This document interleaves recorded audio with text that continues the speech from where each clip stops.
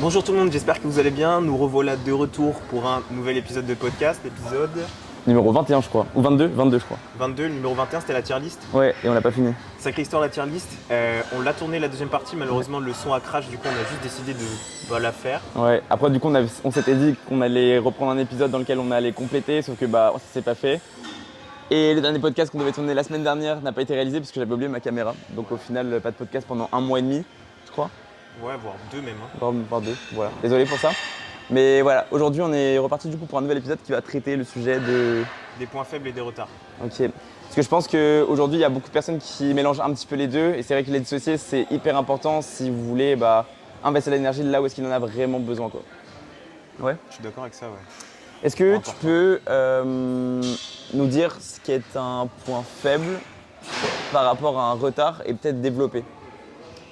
Tu vas me dire si je me trompe, je vais essayer de faire le plus simple possible, mais du coup pour moi, un point faible c'est quelque chose d'inné. Ouais, c'est défini par tes insertions. Ouais, par ton anatomie tout simplement. Ouais. Et un retard c'est quelque chose que tu n'as pas pris de temps de développer. Ouais. Ou du moins tu as omis de travailler sérieusement. Ok. Ou alors juste que tu travailles mais tu travailles mal. Ouais, tu travailles mal. Voilà. Donc c'est ça qu'il faut comprendre, c'est que votre retard musculaire en soi, aujourd'hui c'est un retard mais vous pouvez le développer. Et c'est peut-être un manque d'intention et d'attention que vous avez aujourd'hui auprès d'un groupe musculaire par rapport à un groupe musculaire qui sera peut-être un point faible. Parce que ça, c'est défini par la génétique tout simplement. Ouais. Après, ça peut juste être aussi de la méconnaissance. Ouais. Par rapport à quoi? De la méconnaissance du fait d'avoir un retard ou un point faible, ou tout simplement on a conscience d'en avoir un, mais on ne sait pas tout simplement pas la méthode avec laquelle on doit travailler pour pouvoir le développer. Moi, je sais que quand j'ai démarré la musculation, je voulais vraiment développer ce que je voyais, tu sais. Donc généralement, c'était ma chaîne antérieure avec mes pectoraux, mes épaules, mes biceps et mes cuisses. Et ma chaîne postérieure, j'en avais rien à faire parce que je la voyais pas. Je kiffais travailler mon dos, mais en soi, les fessiers et les ischios, je les travaillais pas. Enfin, vraiment, ça m'intéressait pas du tout.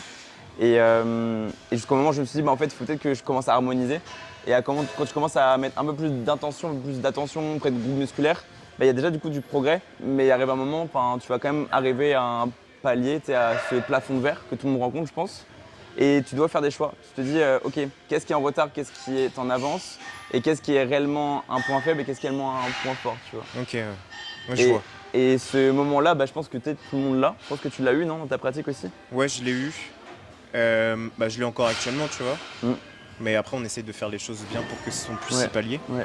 Mais oui, je l'ai eu, ouais. Et comment toi, tu définirais du coup un point faible pour une personne? C'est quoi les conseils que tu lui donnerais du coup pour qu'elle puisse identifier ça? Parce que c'est aussi la grosse problématique de, en fait, qu'est-ce qui est en retard et qu'est-ce qui est en point faible?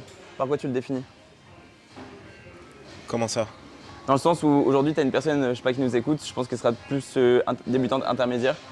Comment tu lui dirais d'analyser son physique pour qu'elle puisse déduire un point fort et un point faible? Déjà prendre des photos, je trouve que c'est hyper important. Ouais. Face, dos, profil, en posant ou non. Ouais. Et pour aussi du coup déterminer rien que son anatomie. Ouais. Parce que déjà rien que par l'analyse de son anatomie, tu peux savoir s'il va avoir plus ou moins un point faible sur telle ou telle zone. Ouais. Après, il faut aussi prendre du recul par rapport aux photos et par rapport à l'expérience notamment. C'est-à-dire qu'au départ, tu n'auras que des points faibles, tu vois. Même tu n'auras que des retards avec que des points faibles. Tu ne pourras pas dissocier tes retards du point faible parce qu'en soi, tout doit être développé. Et c'est, je pense, une grosse erreur que beaucoup font. De prioriser trop tôt les zones à travailler. Ouais. Et de se dire j'ai ce point faible là ou ce retard là et du coup il faut que je priorise ça dans ma programmation. Il me faut un PPL focus biceps ou un PPL focus triceps parce que j'ai un point faible triceps alors que juste tu as besoin de développer toutes tes zones, quoi. Et c'est, je pense, une des grosses erreurs en soi. Faire des choix trop vite, trop tôt. Et apporter de la stimulation globale, tu sais, c'est ce que j'avais fait avec Ewen. Même si j'avais savais qu'il avait un gros point faible chaîne post, on avait juste focus l'ensemble de sa structure. Et après, à la fin de la prise de masse, tu te dis ok, finalement tes lats ils sont plutôt ok. Juste du coup tu manques un peu d'épaisseur. Écoute, on va focus plus ton épaisseur. Parce qu'au départ, si tu focus plus les lats, parce que du coup tu crois que tes lats sont en point faible, au final du coup tu perds juste du temps, tu vois. Du coup, tu as priorisé tes lats, c'est peut-être que du coup tes trapèzes maintenant sont à travailler davantage, tu vois. Ouais. Du coup, tu as creusé un écart qui était déjà là et c'est dommage. Donc, il faut essayer vraiment d'être en éveil par rapport à ça. Donc, ne pas prioriser trop tôt, je pense que c'est vraiment bien. Sachant que tu peux du coup avoir une programmation complète et dans ton intention, avoir du coup une intention de vraiment focus quand tu sais que c'est les jours où du coup tu as des exolats, etc., c'est un retard, de vraiment te concentrer pleinement pour pouvoir les travailler. Je dis pas qu'il faut pas le faire pour tous les autres groupes musculaires, mais en revanche, savoir qu'on est en retard sur une certaine zone, ton intention elle change tout de suite dans ta manière de tirage, de tirer pardon. Parce que tu te dis tu as un point faible là, tu as un gros besoin là, donc tu dois te focus en 200%. Mais ça veut encore une fois pas dire qu'il ne faut pas se concentrer pour les autres exercices. Ok, est-ce que toi tu peux énumérer ce qui fait qu'une personne a un retard et qu'elle le traîne? Je pense qu'il y a plusieurs points sur lesquels il faut insister pour que justement une personne soit sensibilisée à faire mieux. Pourquoi est-ce qu'elle a un retard? Je pense que déjà les causes des retards. La cause numéro 1, je pense que c'est la flemme tout simplement. Ok, la flemme, ok. Moi je dirais l'incompréhension. Peut-être l'incompréhension vers le recrutement. Bouger dans l'espace, se placer articulairement, les trajectoires. Je pense qu'en premier lieu, c'est peut-être la flemme, ne pas avoir l'envie de faire l'effort de s'éduquer, tu vois ce que je veux dire? Ouais, puis plus l'aspect négativité dans le sens, c'est un fait en soi et du coup, je peux rien y faire. Ouais, ok. Donc foutu pour foutu, je vais mettre l'accent sur quelque chose qui est visuellement énorme chez moi et je vais focus dessus, tu vois. Ok, mais au-delà du coup, imaginons que genre, les personnes là, elles sont toutes là pour se focus et même malgré ça, elles n'arrivent pas du coup à le développer. Donc moi je pense que point numéro 1, c'est l'incompréhension autour du coup de la biomécanique. Oui. Point numéro 2. Je pense l'incompréhension aussi de la programmation de manière générale, vouloir trop en faire. Ok, donc une notion de volume. Oui. Donc le volume, il est lié à la fréquence et à ton intensité. Donc juste gérer ça, c'est l'équilibre que vous devez avoir entre volume, fréquence, intensité. S'il y a un surentraînement ou un sous-entraînement, forcément il n'y aura pas de progrès. Vous serez toujours dans un état d'inconfort, mais un inconfort contre-productif pour le coup. Là, on vient de le voir, on sort d'une séance pool ensemble. Ouais. Le dos, c'est quelque chose qui est un retard chez toi, enfin un point faible. Ouais. Et j'étais étonné que tu n'aies pas tant de volume que ça, tu as des 2 séries partout. Ouais. Après, du coup, c'est assez technique et on s'en voit quand même pas mal sur les tirages. Et c'est très très complet, mais du coup, la séance passe assez rapidement et c'est assez agréable, tu vois. C'est exactement ça. En fait, c'est une notion de qualité parce que en vrai, tu me mets 3 séries de tes barres, je suis explosé, tu vois. La 3e série, je pourrais la faire, je pense, mais est-ce que dans le temps, je pourrais la tenir? Impossible. Oui, puis tu perdrais en qualité sur tes autres patterns de tirage après. Exact. Il faut vraiment penser à la qualité du moment et c'est vraiment ça qui permet de faire la différence sur le long terme. Parce qu'en mettre trop sur l'instant, c'est bien, mais après, tu vas juste devoir abaisser ton volume. Et si tu le fais pas bien, si tu n'as pas le recul de le faire au bon moment, tu vas juste te crash, tu vas jamais durer. Donc forcément, psychologiquement, ça va commencer à tirer, nerveusement, plus rien va se passer, après tes mouvements d'après donc vont peut-être passer un petit peu plus à la trappe. Et ouais, c'est juste l'aspect durable, tu vois, et faire les bons choix au bon moment. Ouais, mais puis j'ai trouvé ça aussi agréable de pouvoir du coup te focus sur 2 séries et de pas faire genre 3 heures de séance, tu vois. Après, il y avait 2 séries globalement, mais il y avait quand même 2 mouvements en unilatéraux. Il y avait beaucoup et ça, c'est hyper prenant, tu vois. Donc voilà, il faut en avoir conscience, ouais. Donc voilà, donc les 2 premières notions, la compréhension et effectivement la programmation. Ensuite, moi j'ai en tête une notion qui est liée à la programmation. C'est la sélection des exercices? La sélection des exercices, ouais. Sélection des exercices qui va engendrer le placement articulaire et forcément les tensions et les courbes de résistance. Travailler vos muscles dans des positions anatomiques différentes et les courbes de résistance qui vont être forcément à travailler de manière à exposer vos muscles sous des tensions différentes. Ouais, leur donner différentes stimulations. Ouais. Ça c'est important et c'est une notion biomécanique qui arrive de plus en plus sur le fit game et je trouve ça vraiment cool, tu vois, de savoir se placer ses poulies pour bénéficier d'une tension plus à la contraction, plus à l'étirement. Voilà, ça c'est plutôt une bonne chose et je pense que ça manque du coup de sensibilisation autour de tout ça, donc ça serait vraiment cool du coup de voir davantage de contenu sur ça, quoi. C'est une éducation à faire, quoi. Ouais, encore une fois, ça rejoint le premier point. Ensuite, 4e point, pour toi c'est quoi? Pour moi, il y en a 5 au total. On a cité du coup la compréhension de la biomécanique. La compréhension de la biomécanique, de ta biomécanique. Ouais. La programmation. Ouais. La sélection d'exercices. Ouais.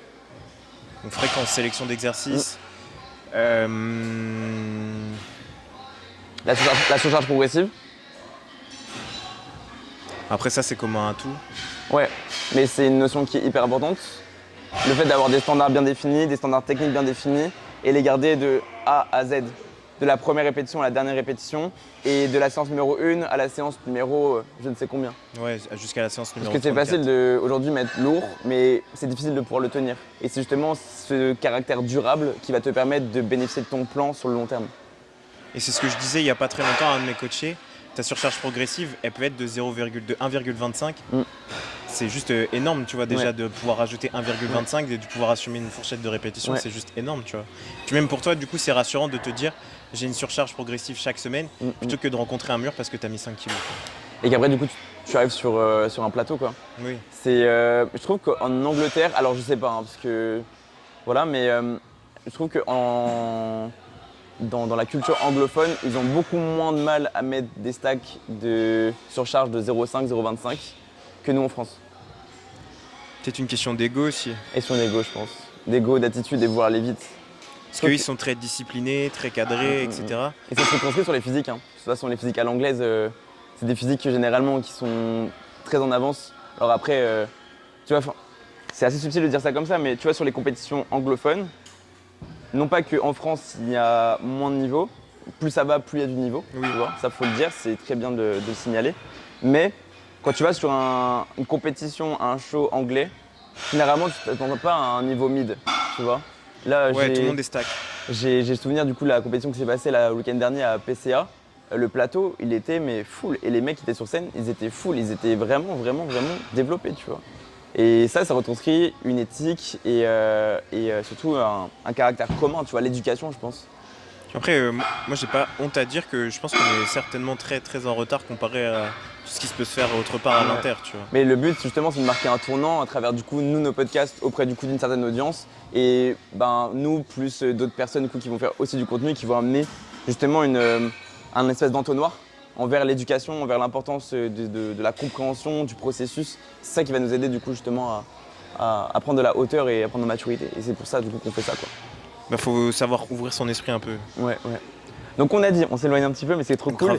La compréhension, la programmation, la sélection d'exercices, la surcharge. Et la dernière, elle est très subtile. Ta récupération. La récup. Ça va avec… La programmation. Oui. Le volume, la fréquence et l'intensité. Moi je pense que le dernier point, c'est la patience. Le fait d'être constant dans le temps. Parce que tu peux pas profiter de ton plan sur un court terme. Il y a des physiques qui réagissent très très bien, très très vite. Encore une fois, Ewen avec sa prise de masse, tu vois, là on a fini sa prise de masse. J'ai changé le bloc, en 6 semaines son dos ça avait rien à voir, tu vois. Et c'était ouf parce qu'il y a des physiques comme ça qui te disent que ok, genre il y a des gens qui ont des facilités et c'est cool. Il y a d'autres gens qui nécessitent plus de temps. Et c'est ça qu'il faut comprendre, c'est que chacun est différent. Et c'est pas parce que Ewen a réussi à développer son dos en 6 semaines par rapport à moi qui galère à développer mon dos sur les 6 semaines que genre moi je fais moins bien mon taf. C'est juste, il y a des corps qui réagissent plus facilement et qui sont plus réactifs, tu vois, c'est inné, c'est comme ça. Oui, puis là malheureusement tu peux rien y faire. Ouais. Et il y a des gens qui vont potentiellement se frustrer parce qu'ils vont voir qu'un tel a progressé sur une durée qui est la même qu'un autre profil, que son profil spécifiquement, et qui va se dire pourquoi lui il progresse plus que moi, tu vois. Et il va te remettre en question. C'est juste que ton physique a besoin de plus de temps, plus d'engagement, plus d'investissement, et peut-être se remettre en question sur la qualité de ton investissement, tu vois. Oui, la qualité de ton investissement, mais il y a aussi beaucoup de gens qui aiment trop se comparer à ce qu'il y a autour de soi. Alors qu'en soi, la seule comparaison que tu devrais avoir, c'est entre toi et toi-même. Exactement. Donc ce qu'on vient de dire, c'est valable pour les points faibles, mais pour les retards, c'est la même chose. Sauf que sur le long terme, les retards auront besoin peut-être de moins d'attention par rapport aux points faibles. Oui. Parce que ton retard va devenir un point fort, avec plus d'attention, plus d'engagement et plus de constance dans le temps. Alors qu'un point faible, lui, restera un point faible, parce qu'il est déterminé par ta génétique en soi. Oui. Et moi, j'avais une question du coup, parce que du coup, on a parlé en début de podcast du fait qu'au début, il fallait être complet dans sa programmation, tout développer, etc. Ouais. À partir de combien de temps, du coup, tu peux commencer à faire des focus sur telle ou telle zone? C'est une question qui est intéressante et c'est une question qui va être relative à chacun. Il n'y a pas de durabilité, il n'y a pas de moment type. Moi, je pense que le meilleur moment, c'est à la fin d'une première prise de masse. Tu vois. Généralement, à la fin d'un vrai bloc de prise de masse bien quali, bien long, tu vois. Je vais pas dire 6 mois, mais pour moi, une belle prise de masse au départ, genre c'est 9 mois. Ta première prise de masse, c'était quoi? C'était 9 mois aussi, tu vois. Ouais, elle était bien longue, ouais. On a pris le temps, c'était une période qui était inconfortable en dirty bulk. Je pense que c'est le processus le plus difficile qui puisse exister, le dirty bulk. Moi, je trouve que c'est plus évident quand c'est ta première prise de masse. Ok. Parce que ton regard de soi, quand tu arrives déjà et que tu veux initier une transformation, du coup, tu as déjà un regard de toi qui est pas ouf. Alors que si tu pars en sèche et tu pars en dirty bulk, après, c'est compliqué. Je vois parce que là, tu es à ton prime physique, tu es tout sec et tout, tu as plein de définitions. Ouais. Alors, même si tu manques de volume, possiblement, parce que c'est ta première sèche, partir en dirty bulk derrière, c'est dur. Compliqué. Et pour répondre à ta question, je pense qu'il n'y a pas de période, c'est dépendant de chacun et dépendant surtout de l'implication de chacun. Tu vois, j'ai des noms en tête, je ne vais pas forcément les mentionner, mais il y a des gens qui peuvent progresser très très rapidement et d'un coup qui vont tout lâcher parce qu'il y a des soirées, parce qu'il y a l'été qui arrive, parce qu'il y a des événements sociaux ou quoi que ce soit. Donc forcément, la progression, on va vraiment exploser, et puis d'un coup, on va rencontrer un plateau, tu vois, ça va plafonner. Et cette personne-là, du coup, va être limitée dans sa prise de masse, dans sa définition d'un réel retard, d'un point fort, et de sa priorisation, tu vois. Par rapport à une personne qui, elle, va rester constante dans le temps, quoi. Tu vois ce que je veux dire? Ok. Je pense que c'est bien de poser cette question. Et du coup, après, est-ce que tu penses que les plafonds de verre, ils sont... Enfin, au bout d'un moment, tu peux plus progresser sur tes retards, sur tes points faibles, pardon. Tant que tu réussis à surcharger, je pars du principe où il y a quelque chose qui se passe musculairement. Tu recrutes plus, tu mets plus de tension et c'est l'hypertrophie, tu vois. L'hypertrophie, c'est ça, c'est mettre une tension externe sur un tissu musculaire de manière à forcer l'adaptation musculaire pour que le muscle puisse développer cette tension supplémentaire, cette charge supplémentaire et réussir une mission, tu vois. Donc c'est ça l'hypertrophie. Donc à partir du moment où tu appliques une tension avec une bonne technique et surtout une programmation bien équilibrée entre ta fréquence, ton volume et ton intensité, tu peux que profiter du coup du plan, donc tu peux que progresser. Ok. Normal. Donc en réalité, il n'y a jamais réellement de plafond de verre, c'est juste que la progression est beaucoup plus longue. Exactement. De toute façon, plus tu arrives à un niveau avancé, plus les progrès sont minimes. Oui. Tu vois, ça devient des victoires très minimes, mais c'est l'ensemble de ces victoires-là qui vont faire la différence. Et la question à poser, c'est est-ce que tu penses que tu peux rattraper un point faible avec une sélection d'exercices restreinte, notamment dans des basic fits ou des keep cool ou dans des salles, dans des home gym, quoi que ce soit? C'est beaucoup plus compliqué. Ok. T'es très vite limité. Tout est possible, mais t'es très vite limité, ou alors t'es obligé d'adapter du coup un setup particulier. Ouais. Si tu veux pouvoir cibler. Et un setup reproductible surtout. Ouais, et puis surtout, j'ai tendance à croire que du coup tu vas être beaucoup plus vite agacé par la population, par le fait que ce soit tout le temps blindé, que tu doives tourner avec 4 ou 5 personnes, etc. Ouais. Ne serait-ce que par exemple sur ton tirage, si tu le fais à la poulie, devoir tourner avec 3 ou 4 personnes sur la même poulie parce que y a très peu de poulies dans ta salle de sport, tu vas perdre énormément de temps, tu vas perdre en concentration, donc ton focus sera beaucoup moins qualitatif que si tu étais du coup avec une autre personne à tourner sur une poulie. Donc la réponse en soi, c'est tu peux progresser. Mais pas autant que si tu étais dans un environnement favorable. Ok. En soi, tu peux progresser parce que le matériel qui y est de plus en plus développé. Tu vois, dans les fitness parks, dans les on-air, dans les basic fits, ils proposent de plus en plus de packs de machines intéressants, même si les machines ne sont pas aussi intéressantes que ce que nous on a à RBC avec des Nautilus, des Prime et j'en passe. Mais forcément, ce qui va vite vous peser sur votre progression, sur le côté psychologique, c'est l'environnement, c'est justement cette fréquentation qui peut être oppressante, quoi. Il y a beaucoup de personnes qui ne seront pas à même de se filmer dans une salle commerciale, alors que dans une salle indépendante, il y aura plus de facilité dans cette approche-là parce qu'il y aura peut-être moins de monde, ça sera peut-être moins mal vu et il y aura peut-être plus d'aisance pour le faire, quoi. Et nous, on a la chance aujourd'hui d'avoir du coup différentes options, c'est-à-dire que si une telle trajectoire pour développer tes pecs par exemple te correspond pas, on a l'option d'avoir une autre trajectoire qui est possible. Et cette trajectoire-là, elle est même du coup disponible sur 2 machines différentes avec des courbes de tension qui sont différentes, etc. Donc c'est pour ça qu'on a la chance aujourd'hui de pouvoir perfectionner un peu tout ce qu'on veut ici. Pour donner un exemple, nous on peut faire du développé incliné aux haltères, faire du développé incliné à la Gym 80, à la Smith. Et c'est tout, c'est déjà bien. Après, je reste persuadé que si tu adaptes la Nautilus, même si c'est une trajectoire horizontale, il y a moins que tu ailles faire du déclin. Faut que tu sois plus penché vers l'avant. Tu te couches, quoi. mais ouais, c'est important du coup de comprendre que l'environnement joue énormément sur le côté psychologique que sur le côté physique. Je pense que c'est possible de progresser avec le matériel qu'on vous met à disposition aujourd'hui, mais c'est juste le plan psychologique qui risque d'être affecté plus que sur le plan physique, quoi. Sachant que pour moi, il est clairement pas à négliger le côté psychologique, parce que c'est l'un des plus gros freins. Tu peux physiquement te sentir bien, tu peux être hyper bien dans ta diète, tu peux être hyper bien dans ton entraînement, te sentir fort, kiffer ton physique. Si psychologiquement tu as des petits soucis que genre tu n'arrives pas à les régler, ça se verra tôt ou tard et du coup ton point faible il en pâtira aussi, ton retard également. Donc là on a parlé de l'aspect training, on a parlé de l'aspect psychologique brièvement. Je pense que sur le plan psychologique il n'y a rien de plus à dire. Mais il y a une dernière chose et le dernier élément sur lequel il va falloir insister, c'est le côté nutritionnel. Sur le fait d'avoir une bonne nutrition pour pouvoir... Parce qu'encore une fois, si le psychologique est bon, l'entraînement est bon, mais que la nutrition n'est pas bonne, il vous manquera quelque chose et vous ne pourrez pas tirer profit du plan. Pour toi, la question à se poser, c'est est-ce que tu peux développer de la masse musculaire en ayant un déficit calorique lorsque tu débutes ou lorsque tu as avancé? Pour moi, pour un débutant, quand tu es en déficit, tu peux créer de la masse musculaire. Ok, c'est ce qu'on appelle une recomposition corporelle. Tu as tout à créer. Mhm. Et un avancé peut, mais ça devient beaucoup plus compliqué. C'est plus de la rétention de masse musculaire que de la prise de masse musculaire. Dans les deux cas, tu pourras développer ta masse musculaire. La seule chose qui va peiner, c'est ta capacité à endurer l'effort et à créer plus avec moins de calories. Et justement, on parlera surtout de plafond, tu vois, à ce moment-là. Donc on va parler effectivement de rétention musculaire. Il y a un plafond parce que tu infliges de la fatigue à ton corps, tu lui apportes moins. Et du coup, par son conséquent, tu dois maintenir une telle intensité.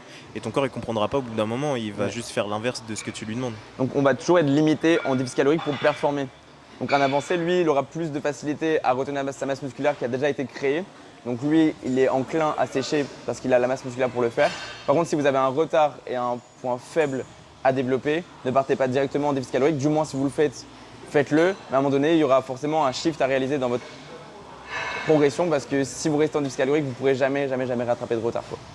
C'est le point faible. Comme l'on vient de le dire, pour résumer, prenez soin de votre programmation pour pouvoir vraiment développer votre retard ou votre point faible. Prenez soin également de tout l'aspect psychologique, très important, parce que sans ça, vous n'irez nulle part. Prenez également très soin de votre nutrition pour vraiment du coup développer votre retard et votre point faible encore une fois. Ouais. On espère que l'épisode vous aura plu. Si vous avez des questions, n'hésitez pas à les poser comme d'habitude. On aura une FAQ qui arrive dans 3 épisodes. Donc encore une fois, n'hésitez pas à faire un maximum d'interactions avec nous. Ce sera avec grand plaisir de vous répondre. On vous laisse là-dessus. On se retrouve la semaine prochaine pour le prochain épisode. À très vite. Ciao.